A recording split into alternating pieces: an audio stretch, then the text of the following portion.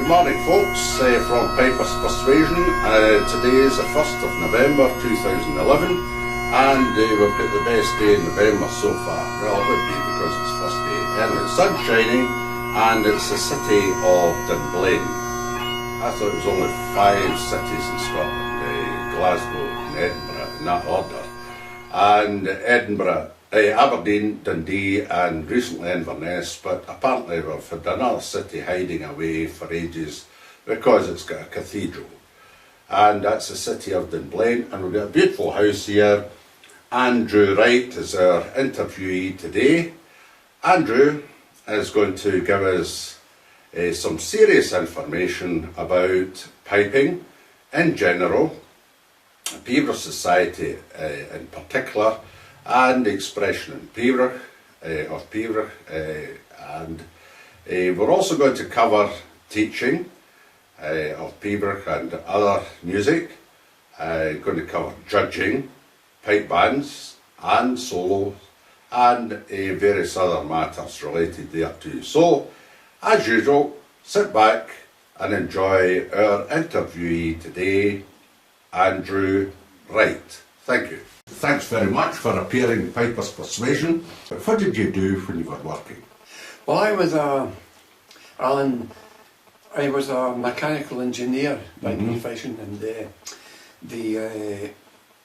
I worked in the textile industry, and I was for my sins I was the engineering manager over a group of textile mills in the UK at one point, and this was in Scotland and down in Yorkshire too, in the north of England, so I had quite a roving commission and over a fairly wide area of operation.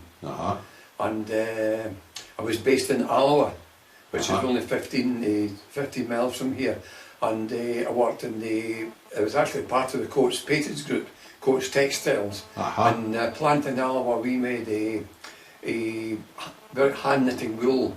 And we were there during the heyday of it, and of course it was the industry went into terminal decline, around about there in the late 80s onto 90s. But I managed to get my time in there, and since finishing work, I've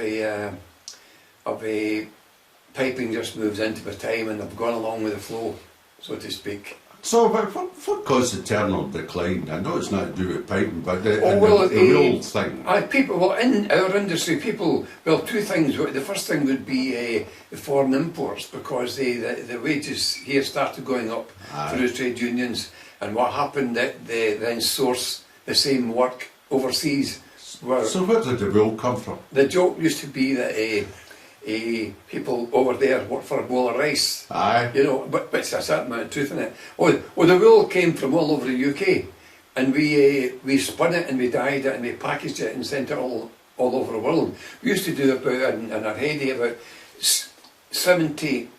80,000 tons of hand knitting wool a year. And did you look after machinery or what? I had the responsibility for looking after all the machinery, all the buildings and all the property, the land and property, plus the security and any new works that were going on. So it was quite a big job. Quite a big responsibility. So you'd be quite used to the huge administrative function that this would entail. Well, it was part of quite a big group, and the amount of research and everything else, and this would take you forward into Pibroch research later on. Well, I think it would lead me on to it. I think when you're in any job, whatever the job is, whether it's a nurse or a school teacher, it affects your way of thinking. Yes. The people you deal with. Absolutely. So I often think that would have affected how your approach. The approach to piping. Of course, I was piping since I was a boy, and the piping for me always was a hobby. It was always a sideline. I was never a full-time piper. That's right. And it was always a therapy, I used to call it, because I could come home after a worrying day and just get into piping and put it all at my mind. Of course, some of the latter day professional pipers, unquote, would maybe disagree with the hobby thing because it's just so intense, you know, the amount of practice. Oh, that's just a lot of practice, mate. It's not just to come home and practice. I've seen me when one day I would be busy at work and I've got a big event coming up at the end of the week or 2 weeks' time.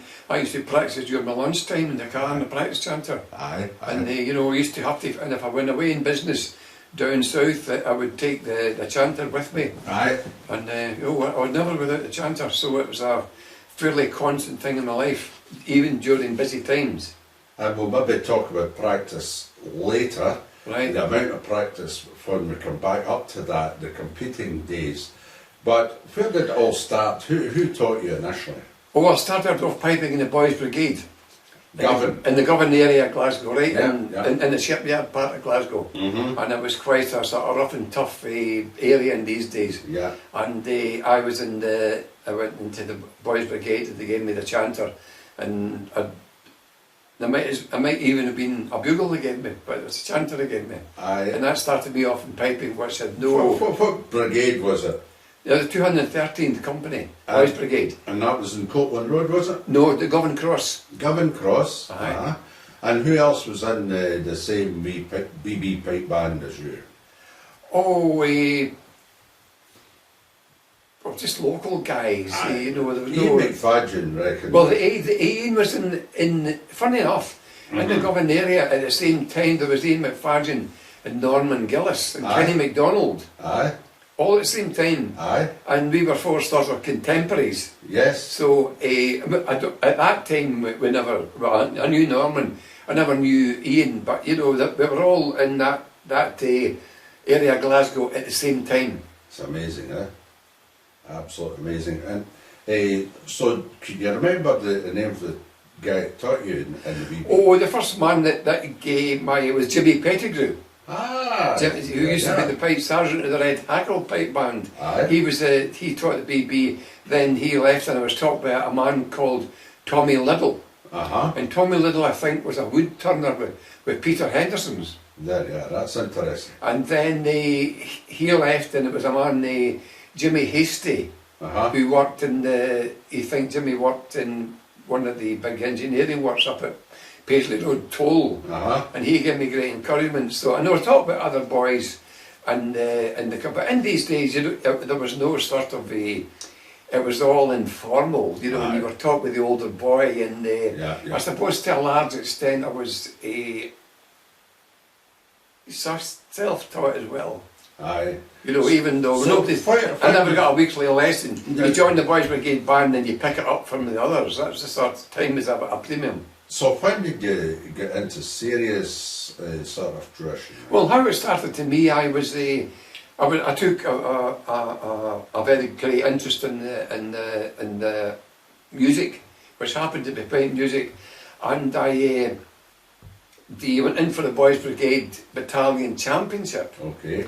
And I won it for my sins, and the judge was Willie Sloan. And Mark Sloan. There used to be people, prominent people in the RSPBA, and then they advised me to go and get into band, and they arranged that I went to the Red Hackle band, who was a Govan band at the time, and they got me along to the Red Hackle band in Govan, and at that time the pipe major was Angus MacLeod, a lot of good players in it at that time.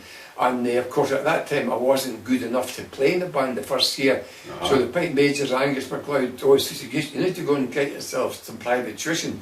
So he put me on to Peter R. MacLeod in Partick, the great composer. That was old Peter. Old Peter MacLeod. As against Peter MacLeod Jr. I knew him as well. And he came on the scene. But a prolific composer, Peter MacLeod. Oh, the two of them were prolific composers. Fantastic. Oh, fantastic. Great stuff. Great stuff.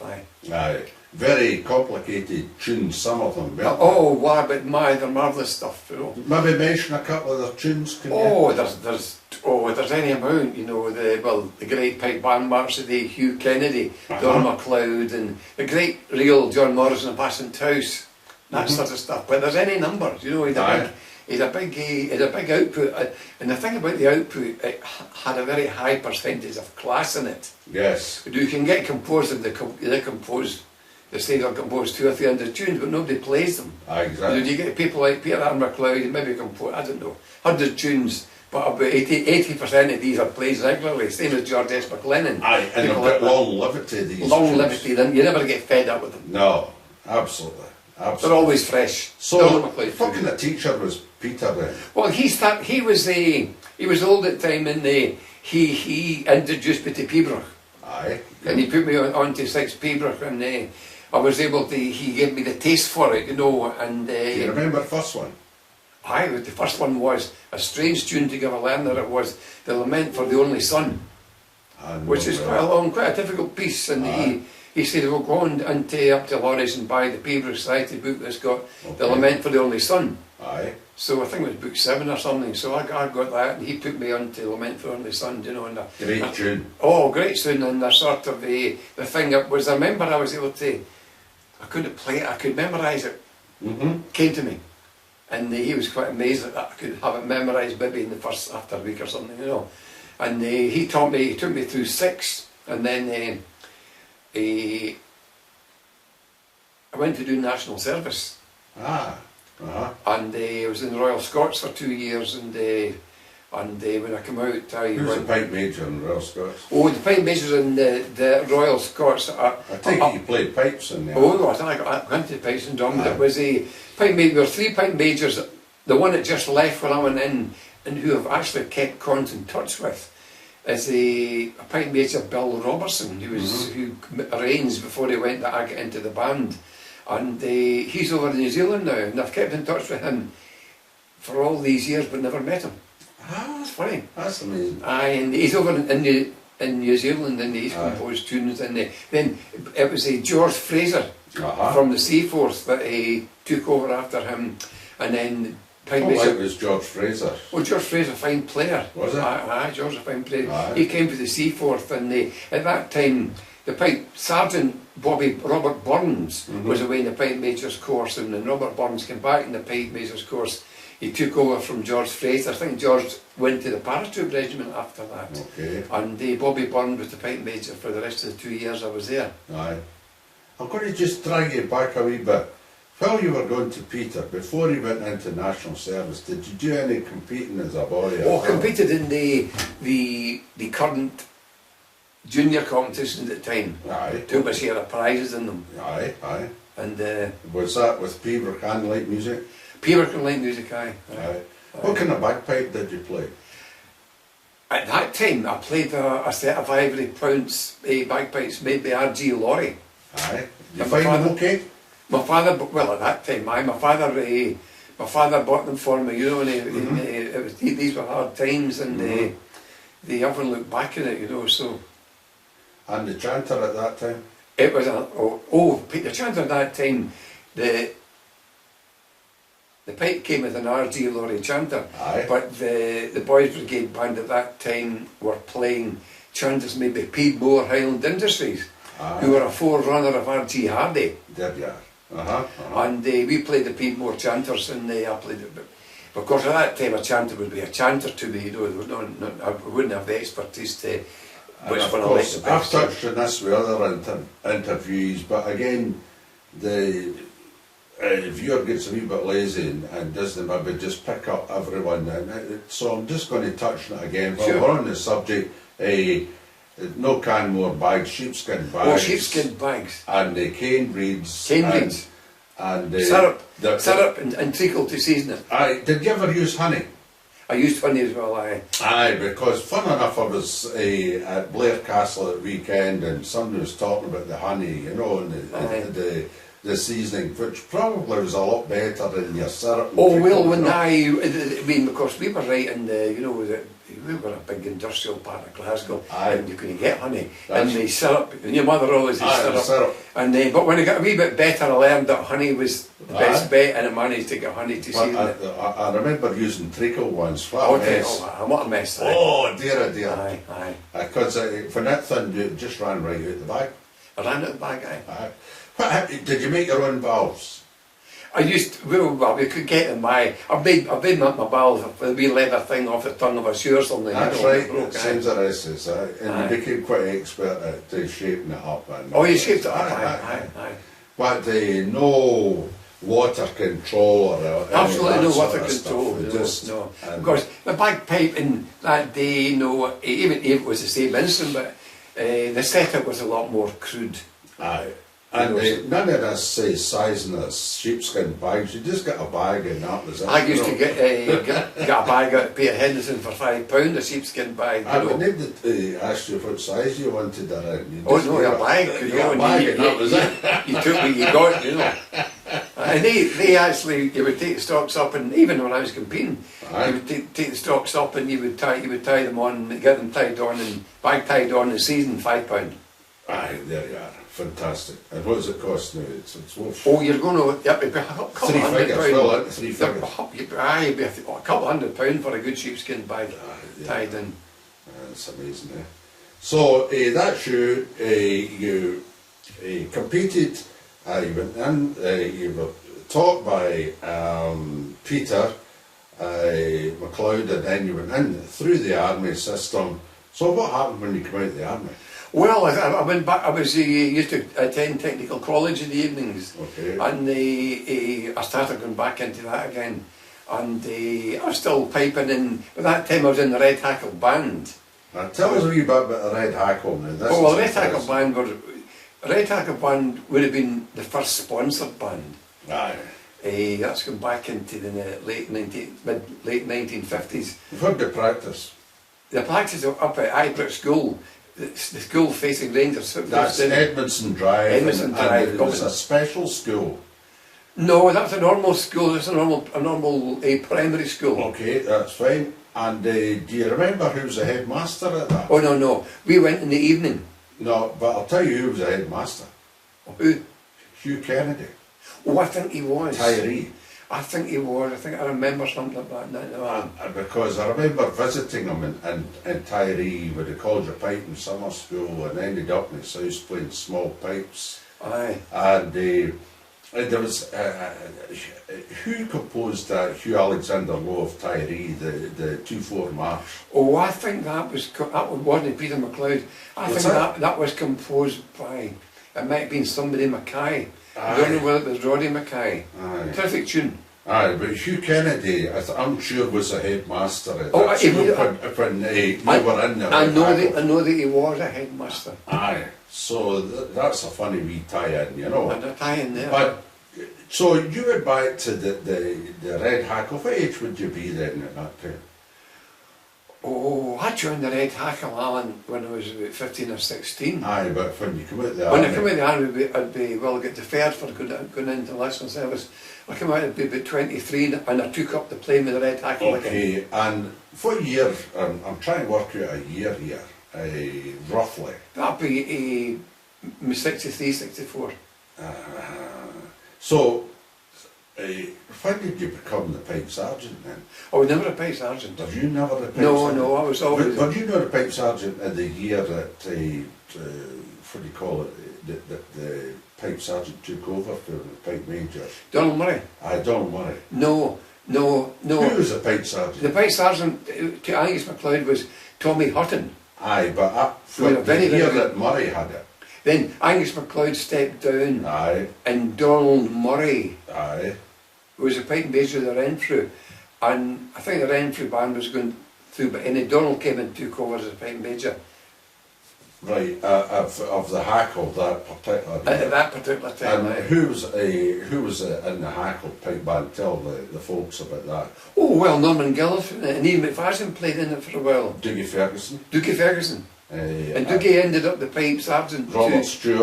Robert Stewart, Hamish McLaughlin. And Colin Murray. Louis Cameron. I was in it as well. Dr. Louis Cameron. Aye. And we all went to Belfast for the World We Pipe went to Band Belfast. And the thing about that was we were the sponsor band. All the bands, I remember, went over in the ferry. We flew over, Aye. It was tremendous. Aye. And as you say, money was no object, Well, it was. We had more than it was a good. That would be good. When we went even in these days, we would get all our fares paid. Never cost us anything. And if we travelled, we get put up in the hotels. and we got our meals paid, all sponsored by the Red Hackle Whisky under Captain Charles Hepburn. Now, I was speaking to Ian McFadgen, and he was adamant that it was 1962 or something. Well, around about then. That the World Pipe Band Championship. I thought it was a wee bit later myself, but I wasn't too sure. I think probably 62. I think it was 63. maybe, well, I'm 60, aye. Aye, and the band that got what position? The 277, Aye, the 402 Light Regiment. Aye, the 277 under John Wilson Aye. won it, but what did the Red Hackle get? We got nothing. Not at all. We got a prize. No, I don't think so. Aye, we did. I don't think we got a prize because what happened? McFadgen sure we get second. I thought it was third or fourth. We beat the place anyway. I don't think. But not at Belfast. Aye. The time we went to Belfast, it was a bit of a disaster, as I remember right, because to calm our nerves. I don't know how they gave us a wee pill. They gave us all a wee pill. No. The guy they gave us the pill in these days, and it was one of these calming pills because we thought we were going to win it because we'd taken a prize a year before in it, and he gave us all a pill, but it made us all laid back. And I remember we walked in and never played well. I don't think we got a prize at Belfast. So there it was won by Muirheads under Jackie Smith. They had 1 year, and it was won by the 402 Light Regiment the second year under John Wilson. Aye. So that's what memory does for everybody, because Andrew, myself and Ian McFadgen all got different recollections of that particular event. So that just shows you, without the paper records, we're all at sea. So anyway, we thoroughly enjoyed that time with Red Hackle, and then shortly after that, everybody went their own ways, didn't they? Everybody went. Bands always break up, and they went through a very bad patch. And I remember what made me leave. It was we went down to play at Cowell, and we were late in arriving, and we did only 15 minutes to tune up. Went on, it was absolutely terrible, you know. But no, according to the guy, they thought it was terrific, and the Prime Major Donald Murray that came, well boys, if we don't get the day we're getting robbed, you know. And of course they never got a prize, they were terrible. And they were moaning, and I'm saying to myself, well, so I must be out of gear with these guys. I knew it was terrible. So I decided I was wasting my time. Well, that's it. And that's what happens. So and I left the bands, and I started by this time it'd be sort of mid-20s, and Peter MacLeod had died. He'd passed on, and Donald MacLeod came out the Sea Force. Yes. And he took over a Granger Campbell's shop. And I went along to see Donald MacLeod one day, and I asked him if he would give me tuition. I said, oh, I'm so full up. He says, do you play Peter? I said, I play 5 or 6 people. I was talking to Peter MacLeod, you know, and he said, well, let me hear you playing a ground or something in the chanter. So I played my guitar. Look, he said, I've got a class on Thursday night. He said, can you come up? Donald took 2 or 3 people at one time, and come up and listen to it anyway, he says. So I went along, and I was along with guys like Angus John McClellan, Ian Mackay, and Dougie Ferguson at one time anyway, you know. And he took 2 or 3 of us at one time, and because you just keep coming back, because I was very fortunate. Donald stayed in Cardonald, Glasgow, which is just virtually on the Paisley boundary. And I stayed in Paisley, just on the other side of the boundary. I could walk to Donald in half an hour. Great. You know, and I used to walk along, and I went to Donald, and I got my tuition for Donald. Virtually every week, for 6 months of the year, you know, for years and years. You know. Years and years, it kept it going. So you'd really get a chance to pick his brains in most of his tunes, eh? Oh, I do. You know, what did you think of his teaching method as against the teaching method of Peter? How did that differ? Oh well, he was Peter. Just showed me the bones of it, how to go about it, you know. And but Donald had his method. Donald taught me his method, And I picked up Donald's method, you know, the method of playing, and I could, and I went through a lot of tunes with Donald, you know. So, he's a good teacher. oh, everybody's got their own method of teaching, Alan. Absolutely. You know, he was a very good teacher. It's a personality that comes out, really, he would teach by demonstration, right? and you had to pick it up from the demonstration. You know, Yes. Well, other teachers might have different methods. You know, but one method, different methods. But, Yeah. oh no, he taught me. I went through with Donald. Oh. I would go through all the tunes in the Kilberry book. I used to be able to pick tunes up quickly, the memorising, you know, and what used to happen, there used to be maybe 2 or 3 of us in a lesson, and he teaches all the different tunes, but I would learn all the other tunes and keep them going at the same time. Absolutely. You know? And did you cover light music, or was it just all? It was mostly Pibroch, you know. It was mostly. Oh, we teach you light music as well, but he was such a good player. How do I put this? He was such a good player, such a natural musician, that he would do all the practice himself, but I think a lot of what he did would come to him just naturally. Yes. And you know, a lot of it doesn't come naturally, we've got to think it out. Yeah. And it's when you start to think it out that you learn about it, you know, but it just used to ooze out of him. And the music was in him. Oh, it was. And did you pick up anything from him, or who did you pick up how to maintain and get a tone out your instrument and get your instrument going well? That would come through being in the bands. It always does, doesn't it? That would come from the band. It's amazing the blowing in the band. You would learn to hear all the pipes getting tuned up and your ear would train.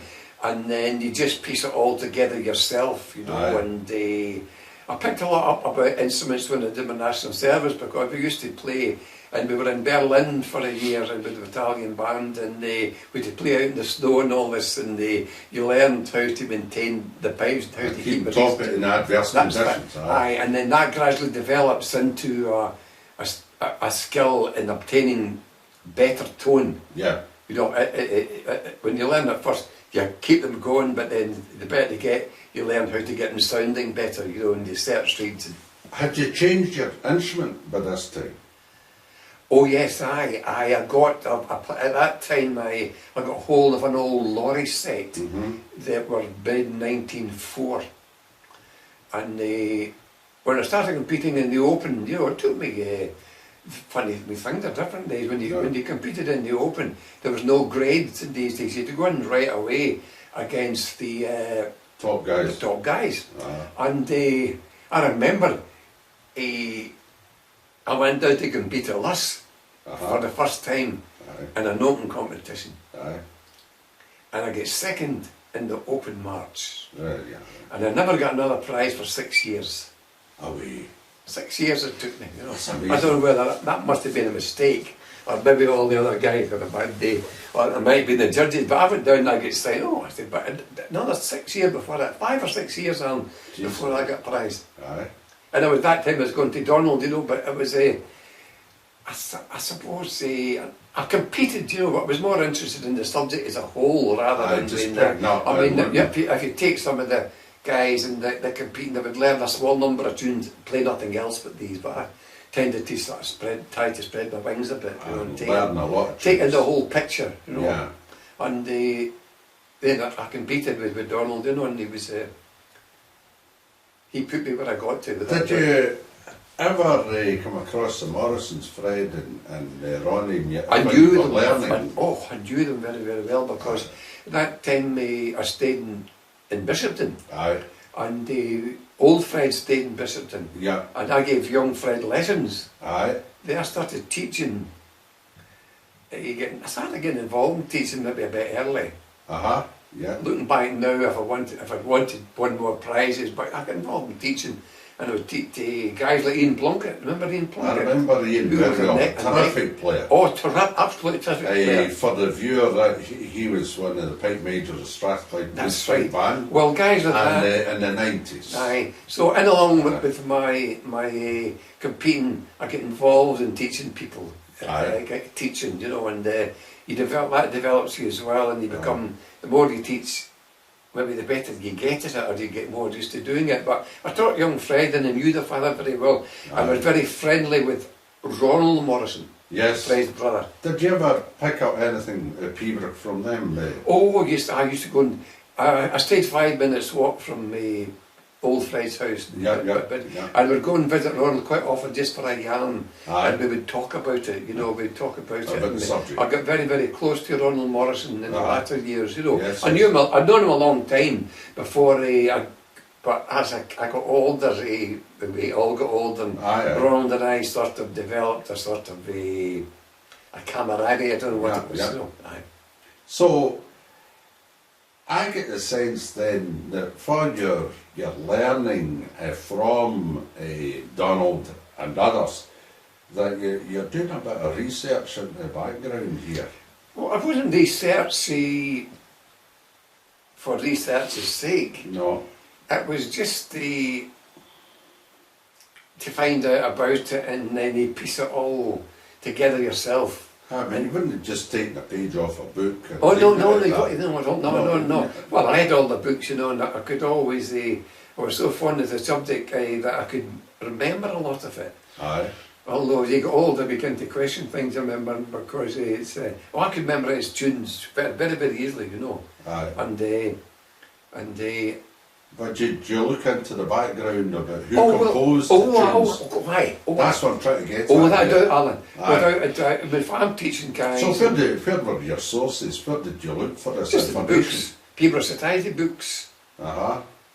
You just piece it all together. Other sources? Well, anything I could get a hold of. I've got a big collection of books upstairs. All the old pipe books I could pick up in second-hand shops. You just acquire them. And I always kept the books, you know. Yeah. And I always, in fact, I've still got a thing that annoys me about students. You know, they buy a new book and stick it in the pipe case and it's in tatters. I've got books here for 50 years and they're still in immaculate condition. Got to take care of books because I like books. Yeah. So, did these older books influence your approach to playing particular tunes? Not particularly playing, no. They would give me a feel for the background on it. Aye. A feel for the background, and it would give me a feel for the subject as a whole. Aye. You know, and so did you feel that it influenced your presentation of a tune in any time? I suppose it might have, you know, but at that time I was daft. I wanted to get the prizes, and Donald coached me up, and you know, I did exactly as Donald told me to do, you know, without question, you know. Okay. So were you getting any feeling about how tunes should be played at all? Or was it just completely orthodox as per the teacher? Did you ever change that view later on? Oh, later on, did Nicol come into it? No, I got tuition from Nicol. And he gave me a slightly different slant to the same thing. Because he and Donald had been the pupils of John MacDonald. Right. And they did the same thing but in a different way. So who's MacDonald? John MacDonald Inverness. Explain to viewers who... Well, John MacDonald Inverness would have been his reputation of being a great teacher. And he was one of the, John MacDonald without any doubt would be one of the mileposts when people came down from the earlier ages. And MacDonald understand he was a very, very good teacher because anybody that's spoken to him, old Johnny they call him, and I think probably what we played... What year was he? Oh, he died in 1953. So it'd be the first half of the... First half of the... He died in 1953 and I think he was in his 80s. Right.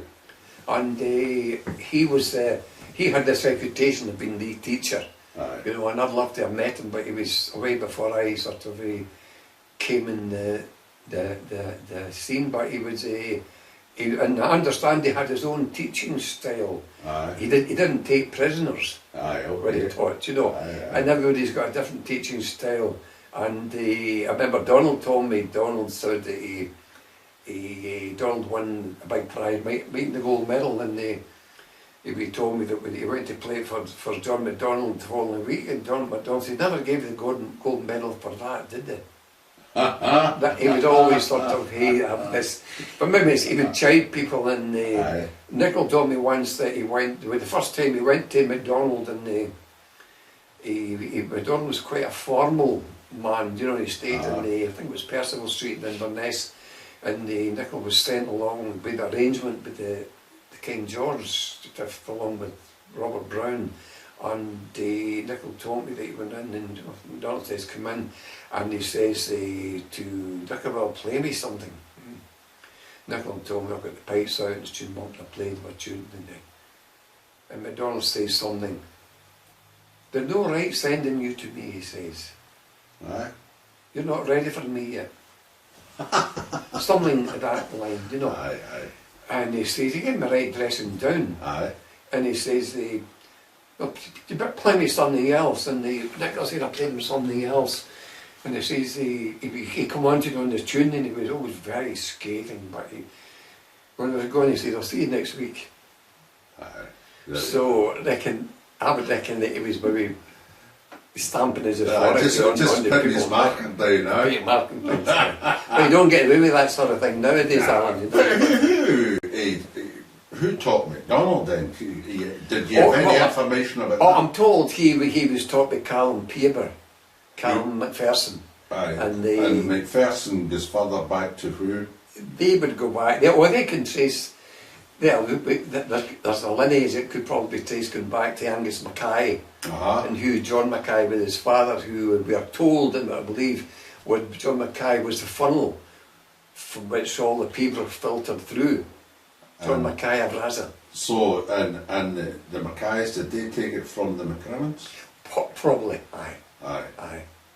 We don't know. But so that's the possible lineage. That's the lineage, aye. And the funny thing about it, I often think it's very classic quite often. If John Mackay and you form a very high respect for these people who went before you, even though you never met them, you just reading what they've done, and you get an opinion. And Mackay was he was a funnel. He was a piper to MacLeod of Raza, and I think he had a job up there in Raza House, and they couldn't support the family, and he was going to immigrate, and they decided they couldn't let this man leave the country because he had the knowledge, the fountain of knowledge, and they got him a job down in Drummond Castle, which is just 15 miles up the road from me, at Crieff. Yeah. And quite often if I'm up Crieff, which I'm now and again, always I'll look at Drummond Castle, and it always comes back. I think he was a piper footman there for a number of years. Amazing, yeah. Aye. And when did these people start committing the music of Peterborough to script, to paper? Oh, well, that was John Mackay's son. Right. That'd be Angus Mackay. Okay. Angus Mackay was one of the early pioneers, but the music started going on to the stave round. It would be round about the late 1700s, early 1800s, and it was people like Joseph MacDonald. Joseph MacDonald wrote a treatise, I think it was 1765, and he had the music on the stave, and he presented it. And that book has been republished by the Pipers Society, edited by Roderick Cannon, terrific book, and it's been reprinted again.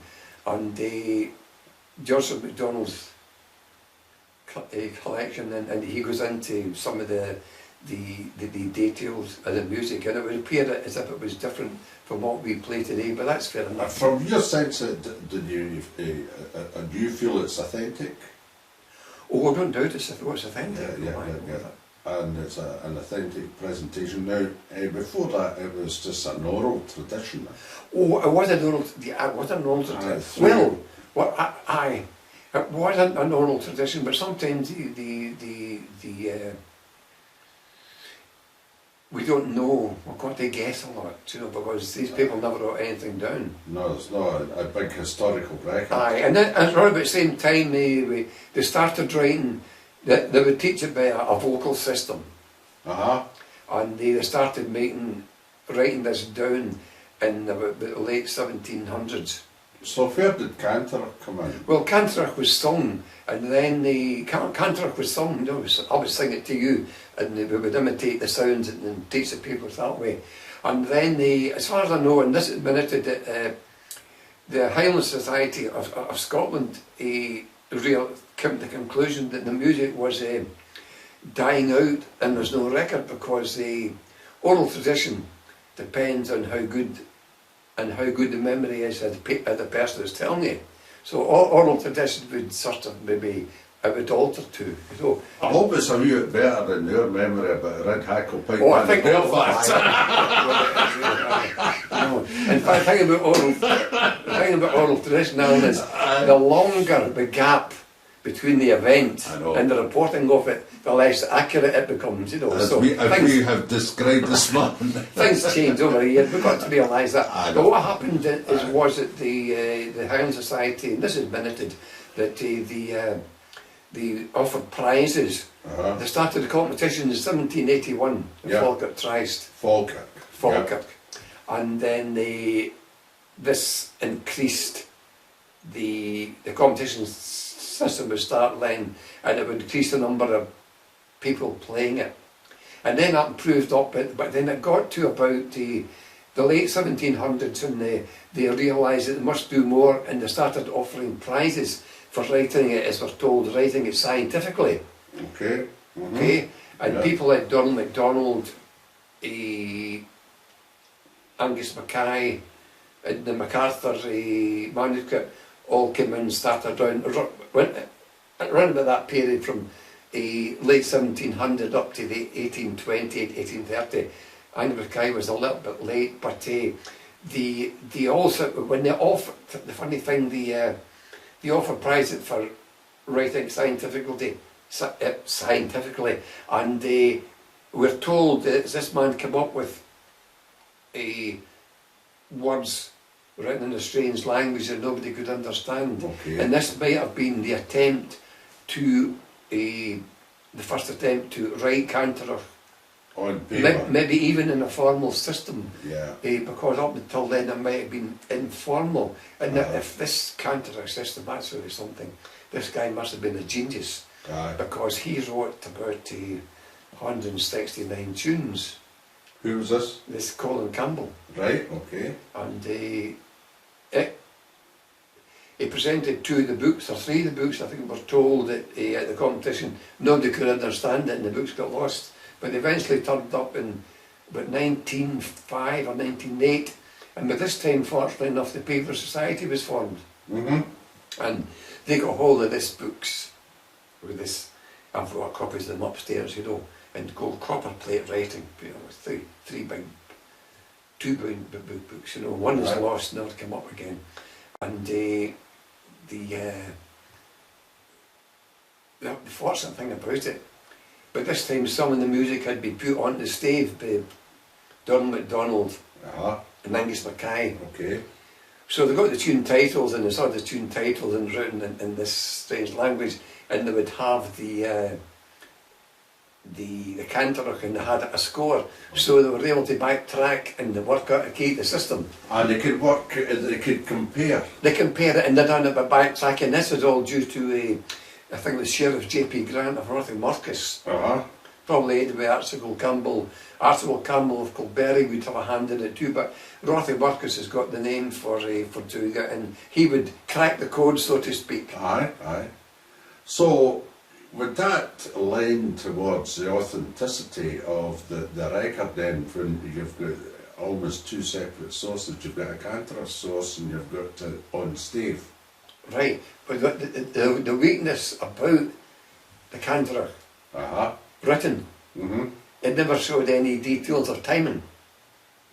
It never showed the cut and the dot notes. Okay. Because at that time they were all singing it. Of course. And it's got all the details, its fingering, the embellishments, you know, Yeah. and the notes in the proper sequence, Aye. and they're maybe roughly grouped together, you know, in a phrase, but the individual notes. You don't know the length. The length of note, and Peter, the most important thing about Peter is the length of note compared with the note on either side of it. Aye. So that's a wee difficulty, but I suppose when it was down the stave, that would be the assistance. Oh, that's aye. Obviously the men that put it on the stave were the pioneers, you know, and they must have been searching when they started. I don't have any doubt when they were doing it, they were searching off how to do it. Now, see the chaps that have sat down and done the stave, were they influenced at all by what was going on in the competition stage? In other words, did they adopt the styles of the competitors, or were they independent of the competitors? Well, the very earliest. Oh, we don't know. You know the. Well, if you take the Donald MacDonald, he's published a book in 1820, and he's a manuscript too. That was in a different style, but even within his books, there's different styles within his books. So to me, he was searching how he was going to present it. And funnily enough, in his manuscript, you know, he's veering towards a style in a lot of things that is the way it's done today, and which has come through Angus Mackay. Okay, so Angus Mackay, is he the predominant influence for what's going on now? I don't have any doubts of that. And he's the son of John Mackay. And you're quite happy about that yourself from your researches?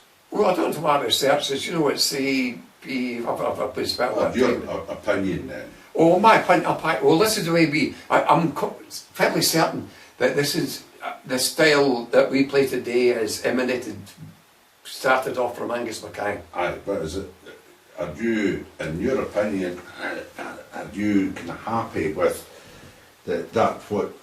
that's what the original composers of the tunes intended? Oh, we don't know. No, I've been guessing. I've got to ask that question. That's a good question. I'm not. Aye. Oh no. I mean, I would want to lay claim, because I think that the music would come from the harp, and it would come from the you know, it would come from singing. Yeah. You know, and I don't find the biggest tragedy to me is with the people never wrote down anything.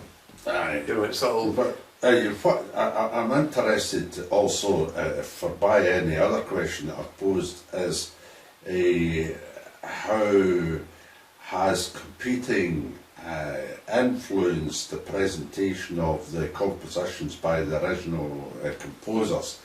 Has it changed? Do we know? Have we got any opinions on this? Has it been competing? Is there a wee bit of vandalism going on here? No, I wouldn't say vandalism, you know. I would say that the first pioneers who put it down onto the stave, they would write down what they had heard. Aye, okay. And when it got to Mackay, and Mackay was according to tradition, very, very, very highly regarded, and I think his work pushed everybody else's work into obscurity for a while. So, Angus Mackay, you get the impression he's a careful chap then? Angus Mackay was because his own faults too, but Angus Mackay would have been the god, and I think this could have been via John Mackay. Aye. And the impression I have is their work pushed anything that preceded it into the background for the time being. Aye. And when the society was formed, the Pipers Society was formed in 1903. They would use Angus Mackay's manuscripts and his published collection, which is full of printers' mistakes, by the way. Aye. They would use that as a basis for a lot of their own interpretation about it. And they also, when I'm told that it's recorded, when the society was formed, before they wrote their collections, they consulted with the three of the highest authorities in the music at that particular time, who would be John MacDonald, John MacDougall Gillis, and the name Alexander Cameron comes come through to us very, very strongly. So these were they would write it down, and what happened, of course, they would write it in a shorthand system. Aye.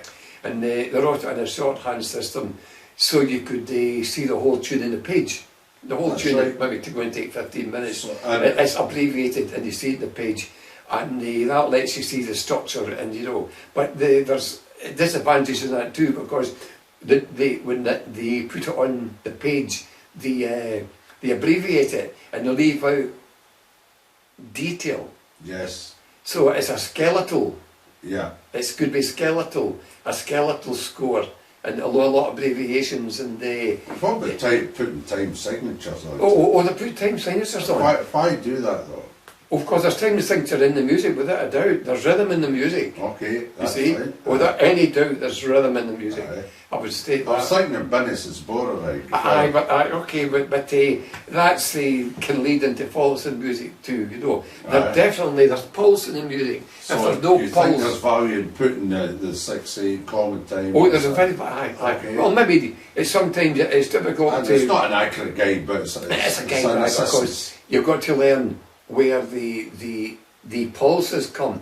And just let's have a little bit talk about, people talk about, Aye. the music is related to a language, but is it? It's obviously derived from it. But there's a point of view that if you speak the language, you can play the pibroch. Aye. That's tosh, absolute tosh. Because when we play the pibroch, Aye. we're playing it on a bagpipe Okay. with a continuous sound, 9 notes. Okay. 9 Yeah. notes of Yeah. continuous sound. We can't interrupt that sound, and we can't make any note louder. But just if you equate that to the human voice, if I'm speaking to you, Yes. I can pause for effect, and I can come in again and say something else. I'd say But- a stronger voice or a quieter voice. That's right, aye. But if I had the voice like the pipe, I would only be able to make 9 different sounds, and I wouldn't. When I started speaking, I wouldn't be able to interrupt it. So how would I make myself understood? Yeah. You make yourself understood with a length of sounds. Yes. It's a length of sounds. Aye. Because you Now, can't go quieter or louder. That's right. So, Yeah. and when the length of sound is the longer sound, there's got to be rhythm in it. So the longer sound gets more space in the bar. And I think something similar happens in the organ. Okay. The organs work that way too. In fact, the organ is looked upon as a king of instruments for some people. Aye. And I read a very interesting thing, was it there, in a book, and what was it, a lot of these great pianists, Yeah. if they play the organ, there's a point of view that it gives their playing an extra dimension, because they're learning to space the notes as well, rather than relies wholly Piano's just a wholly on percussion touch. instrument, really. On touch, but the Aye. piper can't. That's it. The pipe. So if I was going to speak a language, the only way I can make myself understood is to make some sounds longer than others Yeah. to punctuate it. So punctuated bagpipe music and paper, it's all by length of note, and they're punctuated to a pattern. If it's going to be 1, 2, 3, 4. But it's like saying, Alan, for example, we could say the nursery rhyme: 1, 2, 3, 4. Jenny at the cottage door, Aye. eating cherries off a plate. 5, 6, 7, 8. And if we're going to do that in the bagpipes, we're going to do it with length. And if what happens in a lot of people, guys play 1, 2, 3, 4, Jenny at caw. Aye. Thjis door 18. Aye. The length of the accent. They're on it. interrupting the rhythm. They're interrupting the rhythm. Yeah. That's my view anyway. Well, that's interesting. That's excellent. And so just going back to the Pipers Society for a second, the early 1900s, they picked up these early records, and they're very, very interested in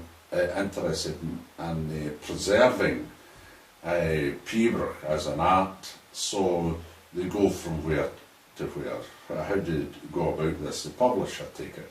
Well, the publication now. Yeah. Aye. And they funded the earliest books come out then. They started when it was formed in '93. They brought out a first series, and they published 5 books. and then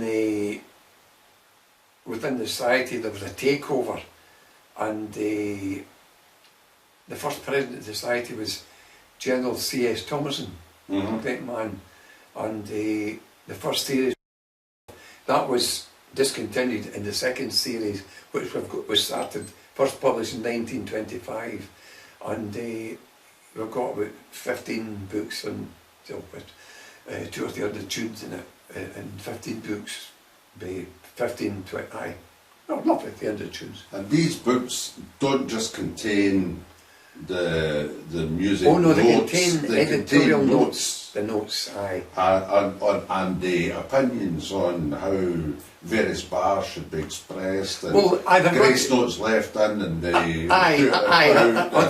a lot the sources, and there's a lot of detail on the grace note detail. Yeah. Pipers become obsessed with grace notes because grace notes is the one way we can articulate things better, you know. Yeah. And if there's a weakness on them, it would be because maybe they're a little bit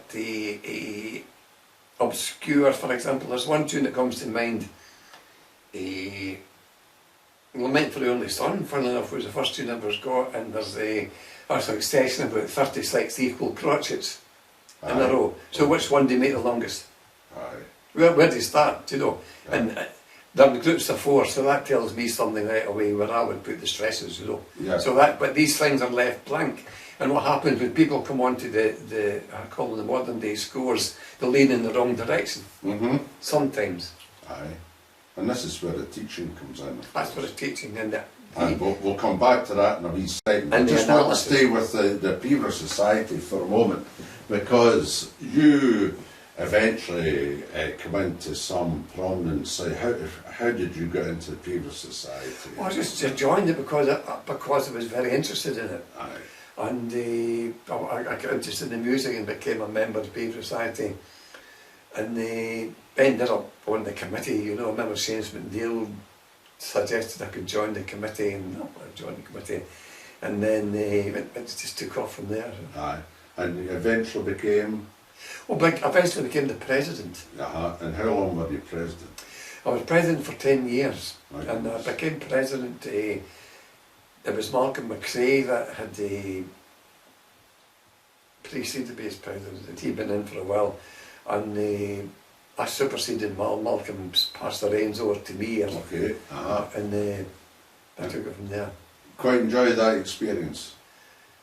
Oh no, I enjoyed, yes. And what sort of work do you feel that you did during the presidency? What did that entail? Well, a lot of the early days were taken up with a judges' dispute, and you know, and it was we published the books and we were under conferences. It was a sort of maybe look back at it. You know, I was there for 10 years, and was that in the 90s? That from 96, aye, 96, around about 96, 97. And we just do the business of the society, which is to promote the music and preserve the music and encourage the playing of the music. And one of the things, they don't try to encourage any particular style, you know. They always try to be very, very open-minded about it. I tend to be a wee bit, you know, now sort of, you develop your own thoughts on it, you know, and you become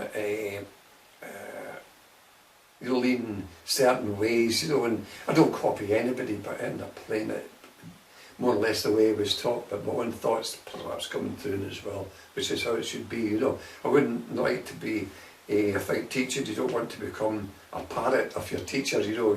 You hear what you want to hear, will tell you how to do it, then you do it, but your own thing would come through to it. You know? But you're not being dogmatic about the whole thing. No, we're not being dogmatic, no. I'm going to drag you back again. You're competing. And just while you're competing, you had, says here, the rare distinction of winning both the Herald Society of London's gold medals for favourite playing in 1970 at Oban and Inverness. That's right, aye. 1970. What tunes did you play? How did that go? Oh, I played Oban. I played a nameless tune. Oban was your own choice of tunes, and I played a tune called Nameless He Her in Drow. That's quite a famous one. Oh, it was a lovely tune, and it's then a beautiful tune. At that time, the same year I think, that it was set tunes for the Inverness Medal, Okay. and I played the Desperate Battle. Aye, it's a tune that. Don McLeod made a lovely job of that, didn't he? That's right, aye.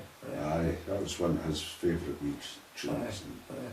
Did Donald ever teach any his own compositions at that time? No, Donald, Donald, he never. He started because older tunes. Donald, he stuck to the traditional repertoire. In fact, he brought his book out, and he published. He brought out sort of unannounced a book of his own Pipers competitions. It must have been around about 1981 or something, 81, and he gave me a copy of it, you know. And I often think Donald was a great composer, but I think his best work is in the Pipers competitions. And sometimes I criticise for being too tuney. I've heard that, you know. I know what you mean. People think Pipers, a lot of the ancient Pipers, they're composed using only 5 notes, you know, and one, and of course with the 5 notes, here again, the 5 notes are played in a pattern.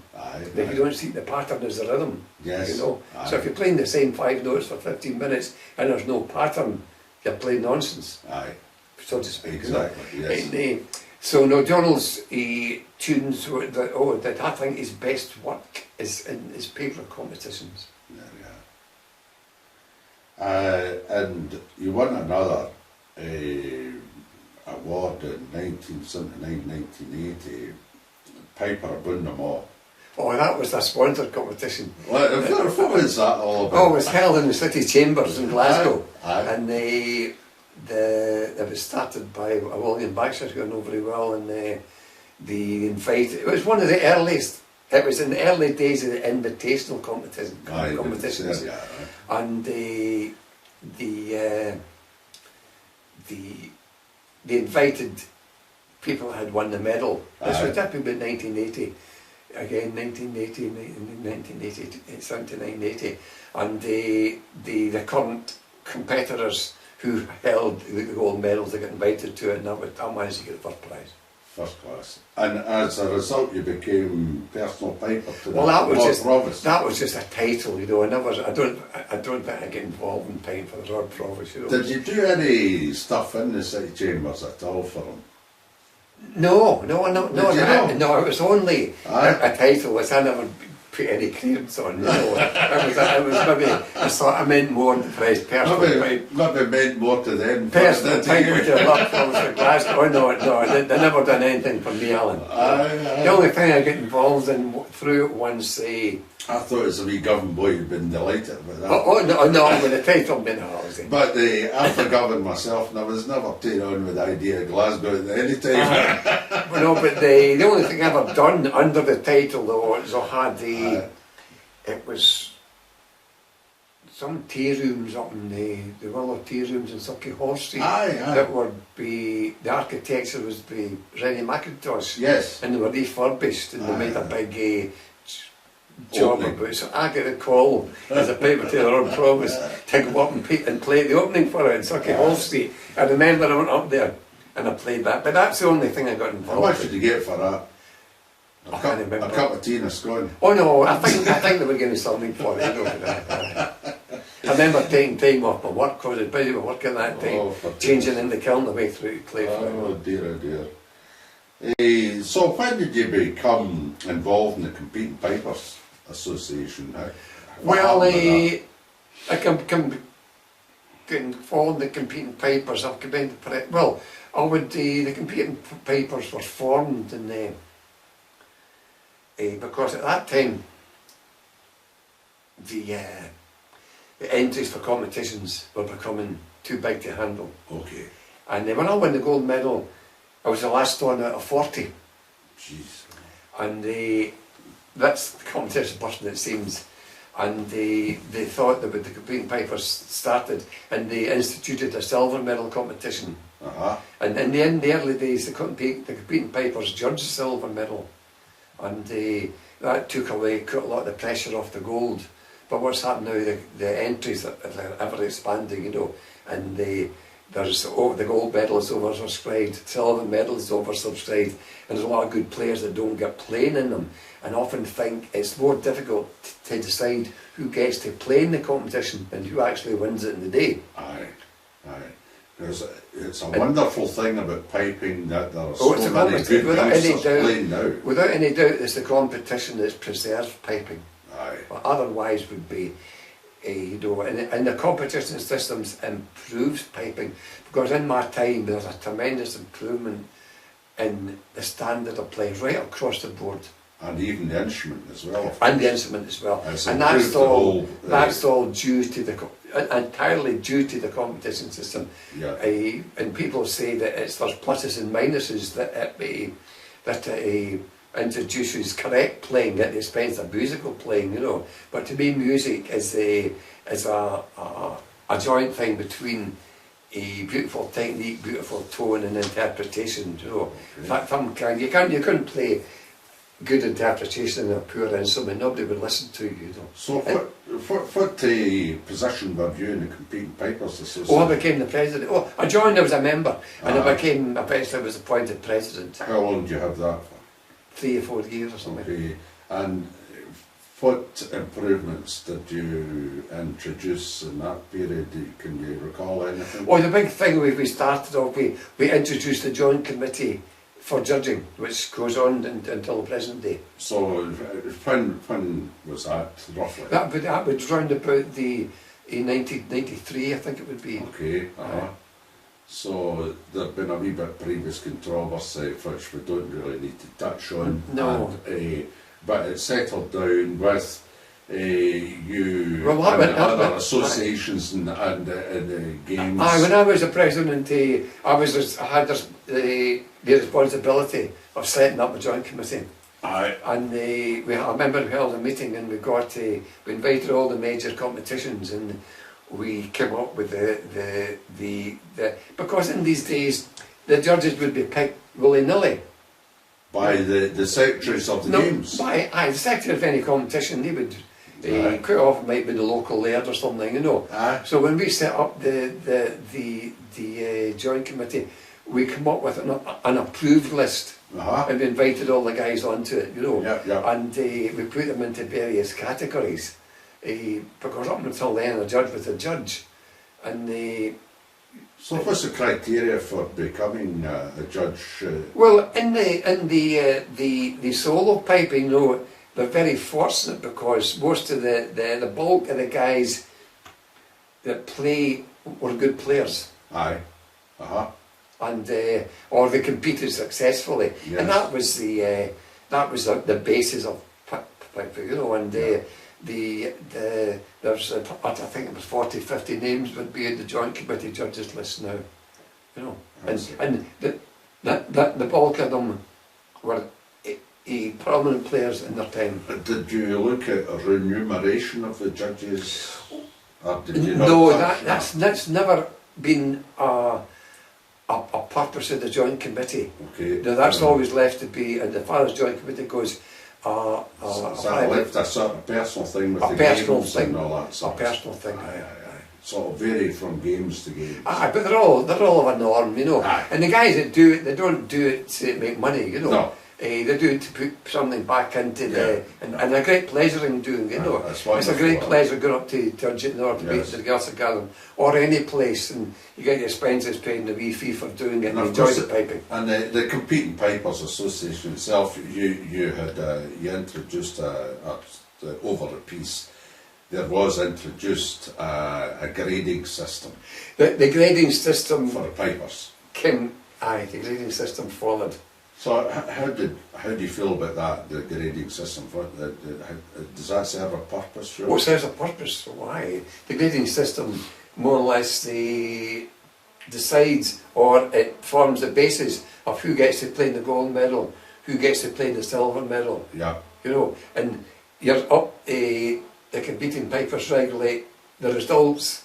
So if a guy has a good year, going round the games, he can be upgraded, you know. And there's no doubt that improvement it's affected by the amount of competing you do. I think, you know, you couldn't just become a good player today anyway. So you don't remain in the grade what happens, Alan? These places of being allowed to play for the gold medal.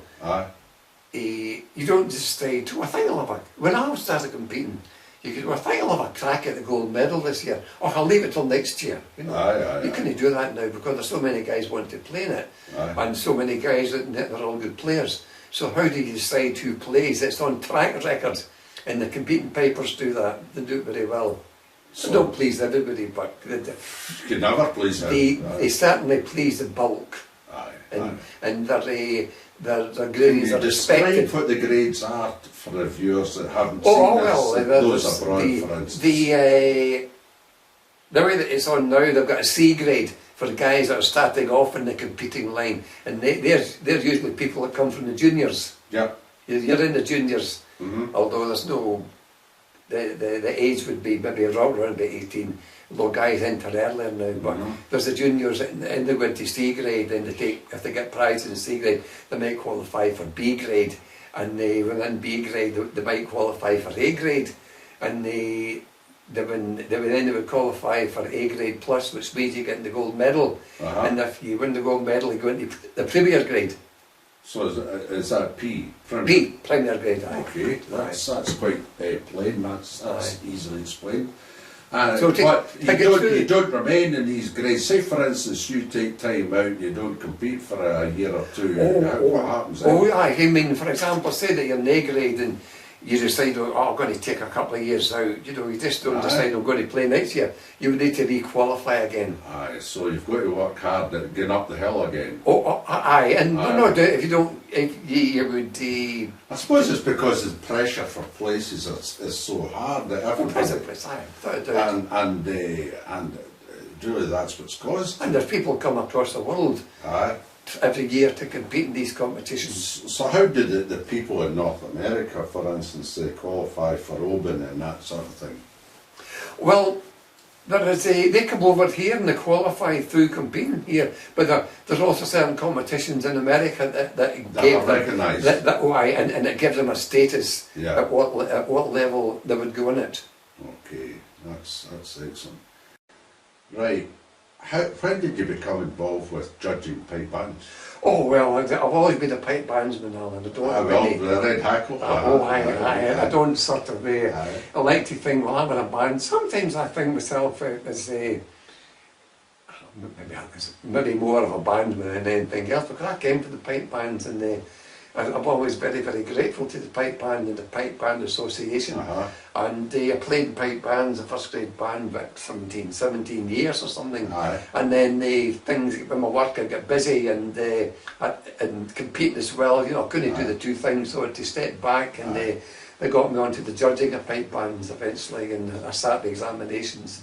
So you qualified, suitably qualified, the same as every other judge in the pipe band. Well, the pipe band system, you got to, in the solo piping joint committee, you can just be invited to judge, if you've been successful, you know. Not so in pipe bands. In pipe bands, you've got to go through a formal examination process. And what does that entail? Oh well, it entails quite difficult now, because I think there's there's a shortage of pipe band judges, because to become a pipe band judge, it takes part-time courses over 2 or 3 years, and then a vetting process, and they've got it down to a fine art.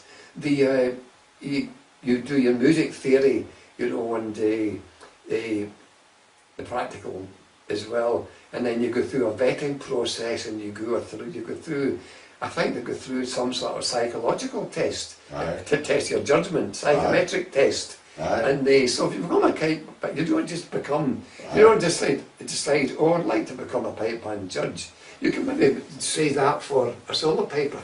I think it's because of the accusation of bias that's always come in, and this human element of jealousy and everything else. Oh, it's all. And the Pipe Band Association, I think, probably bent over backwards to try and show that they've been ultimately very, very fair in their approach to judging and everything else. The pipe band system is very formalised. Aye. It's formalised. There's a degree of informality about the solo piping. Aye. You know. Aye. But the solo piping. Have you got any theories? I'm just going to fling one in here. How does a pipe band judge give second and his compatriots stand and listen to the same band give ninth? Oh, I'm exaggerating here, maybe. You no, know. no. Sometimes you get. But how does that happen? Sometimes sometimes you can get a pipe band judge giving a band first, and his compatriot be given 15th or 16th. Aye. You see, what people forget in the pipe band judging, you're judging 30 bands, 25, 30 bands at a time. Correct. Okay? And sometimes, if I want it to turn, sometimes it's loaded with mediocrity. Absolutely. And part of the pipe band judging system, you've got to place every band in an order. Yes. But for 25 bands, you've got to place bands 1 to 25. Aye, rather than the solo pipe and just give 5 prizes and the rest go to in the pipe band system, Alan, when you're judging 25 bands, if not in the grade 1, I'm talking about grade 3 or grade 4. Aye. And I don't like to use the term meteoric, but when you're judging that, you can only concentrate the very, very best. You remember the very best and the very worst. Yes. So all these bands in the middle, there's a sameness about them all. Aye. In the lower grades. Aye. And the judge might hang as the, and it also depends too, for example, if you're judging 25 bands in the 4th grade or 3rd grade, you're out there for 3 hours at a time. Of course. And it's got the raining and sunshine every A band comes on first, and then a band comes on 3 hours later. And a lot of mediocre, it's hard to put it in, you know. So you're going to get discrepancies. Now, you don't get it in the 1st grade. The reason for that is there's a pecking order in the 1st grade. Okay. My wife could go and join the 1st grade, and she could put down the pecking order. Who's going to argue, for example? Who's going to get a listen? Who's going to argue if the Simon Fraser were better than the Field Marshal? Mm-hmm. You know, so there's this top class, and it's hard to break into that. Correct. And so that it's more. The difficulty about judging pipe bands too is the pipe majors go on longer in bands now than what they used to, and the standard of pipe bands has gone up so high. Very, very high. And it's changed. Yeah. It's very, very difficult. Yes. And what happens when you go on to sort of pipe band judging too, if you're good at passing exams, you can pass a pipe band judging if you're prepared to go through the routine. Yeah. It does not necessarily say at the end of the day that that you're a good judge. You've at least put a mark in the bench where you are, you know. Yes. But solo piping judges, they're usually guys that have done it that can get on to judging. But in the pipe band, the guys at the very top who go up high, they're staying in longer. And you might get guys from although I think they've got a rule now that you can't play judge of 1st grade unless you've played in 1st grade. Aye. But for a long time that wasn't a criteria. But it's very, very difficult. Who would be a judge? Certainly not me. Oh, it's and really certainly difficult. no 90% of the guys out there who would wish in their worst nightmare to stand and listen to 40 bands in a raining, wet, soaking, windy day and try and put intelligent comments on a piece of paper and get lambasted for it at the end of the day. All power to them, and it's many thanks to them, because it's thanks to the judges right through the whole piping sphere that we have such a high standard, because you don't have judges, you wouldn't have competitions, and we wouldn't have as good instruments are Oh, indeed played. without any So doubt. it's really, we've got a lot to be thankful for there. Aye, it's a competition system, both in the pipe band and the solo piping. Yeah. It's raised the standard. Yeah, absolutely. You get the Boveni medal a few years ago Aye, for aye. services to piping. Aye. And very well deserved, as demonstrated here today, the amount of work you've put in. You still enjoy researching your papers Oh, I'm still very much involved. and your teaching. I do a lot of teaching, aye. Yeah, you've been teaching for many decades now, by the sounds of it. Well, you end up, you sometimes you end up going down the path, perhaps. Looking Aye. back now, get involved in it. Maybe I think it's if you've got something to say, you want to say it. That's right. You know what it's saying. Andrew, thanks very much for this afternoon. It's now the afternoon, and we've had quite a long interview. Right. Time has flown past, but we've got a tremendous amount of information here, especially about Pipers Society, that I certainly didn't know about, and I'm quite sure it's very, very interesting to all the folks who have persisted in watching the interview, and many thanks from Pipers Persuasion. Right, All the best. great pleasure, thanks.